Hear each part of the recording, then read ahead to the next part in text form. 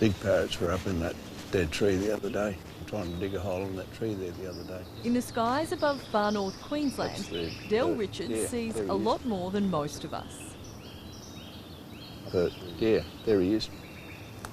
A keen bird watcher since childhood, Del has been guiding bird watching tours for more than 25 years.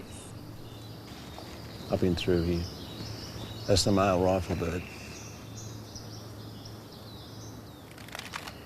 I run bird tours out of Mossman, Port Douglas area. So it's an ultimate place to be doing that because of the Daintree and the rainforest and even savanna areas to the west, just like we are in now. If you look up here, there's a pair of Papuan frogmouths.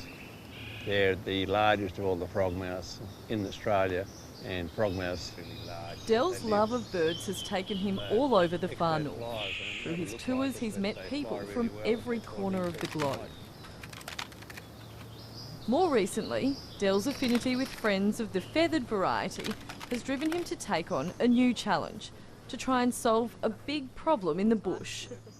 This is what happens. I've seen a lot of cattle unwell because of birds getting trapped in troughs. The thing about it here in north of Australia, a bird can go rotten in 2 days in the hot weather.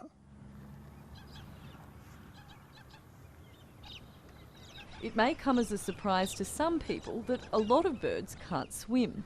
So when the weather is hot and dry, birds go looking for water wherever they can.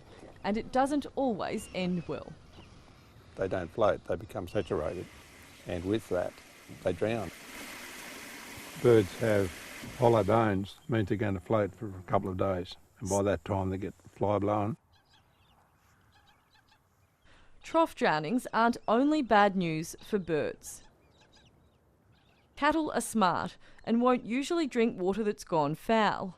But on big properties, in the summer months when water can be scarce, sometimes there's no other option.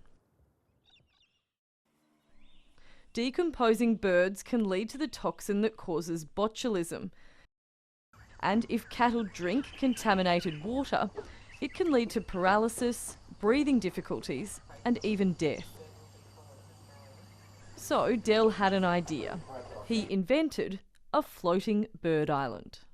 It floats partly under the water, so birds can drink in holes in the bird island itself. But if it's set up properly, it will do the job, and it gives something to birds to get on or drink off. Greg Jenkins knows all about the importance of providing access to clean drinking water when growing cattle.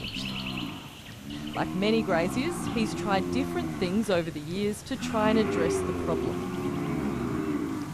For all my younger life, one of the jobs was every big tank had a big log in it, sitting in the top so that the birds could walk out on the log and dry out, you know. But a log lying in water doesn't last long. It rots and breaks down, and before you know it, you go out, oh, the log's sunk, and here's dead birds again. So it's always been an issue. When Del debuted his floating bird island, he was thrilled with the reaction it received.